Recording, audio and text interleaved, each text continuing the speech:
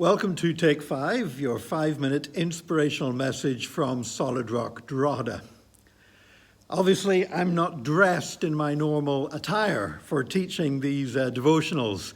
I'm down here at the church building and we are working hard to get the place ready for reopening for Sunday the 5th of July, making sure that everything is going to be safe and it's going to be an enjoyable and a meaningful worship experience for everybody concerned.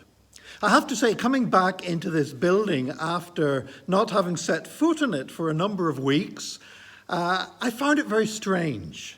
This building that has been designed and fitted out and purposed for people to worship God and offer up praises, for it to be silent and dark and empty for such a long time is absolutely it's a new experience for this church, even after 26 years of serving this community.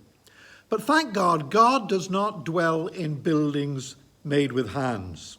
You know, the Israelites had to learn this experience. They had the temple, and they felt that without the temple, they couldn't really know God and worship God. But of course, God had a relationship with Abraham and Moses and Joshua and so many other people before the temple was built.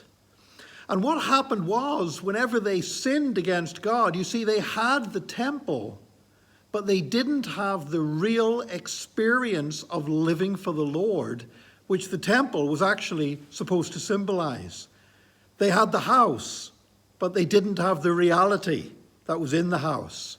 Even whenever they had choirs singing and gold vessels around the temple and candles burning and priestly ceremonies, there was something missing because they had lost the moral heart of the nation for living for God and serving God. And then they were carried away into captivity. And captivity in Babylon did something vital for the people of Israel. It cured them of idolatry. That didn't make them perfect. We look at the Gospels and we look at how the scribes and the Pharisees rejected Jesus. And obviously there were still serious problems at work in the Jewish religion at that time. But they never went back to idolatry. And even today, thousands of years later, the Jewish people still have an aversion to idolatry. Because the Babylonians were the greatest idolaters of all, and living among them showed the Israelites what they were moving towards and what they realized they didn't want to become.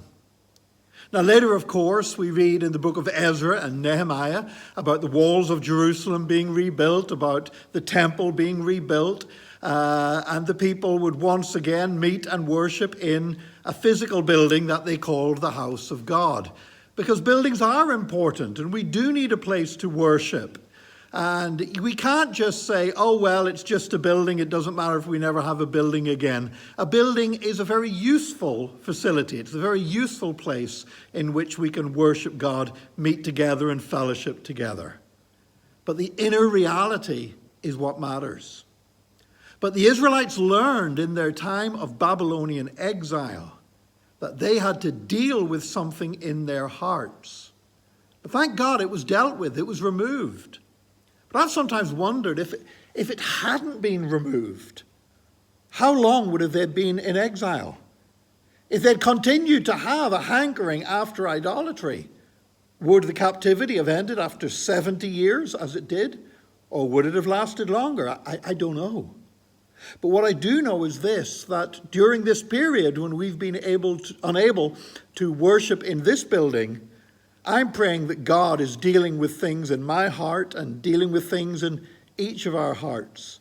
That whenever we come back in here to worship again on the 5th of July, and yes, it's going to look a little bit different because of physical distancing and groups of people sitting 2 meters apart and various precautions.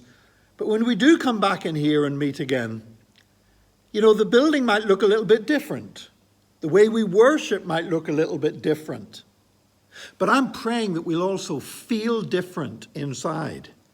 That we won't return to worship in this building the way we left it. But I pray that God is dealing with things in our lives. I pray that God is removing things that need to be removed. And I pray that God is adding in things that need to be added. So I just want to encourage you in this period. We've still got 2 or 3 weeks more before we can come back in here and worship together. But in that time, would you ask God and just say, Lord, is there something you need to remove from my heart? Is there something you need to change within me?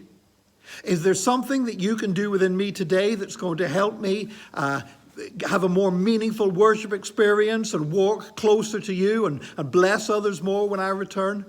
May the Lord help us as we pray that and as we seek his face. God bless you, and join us tomorrow for another Take 5, your 5-minute inspirational message from Solid Rock Drogheda.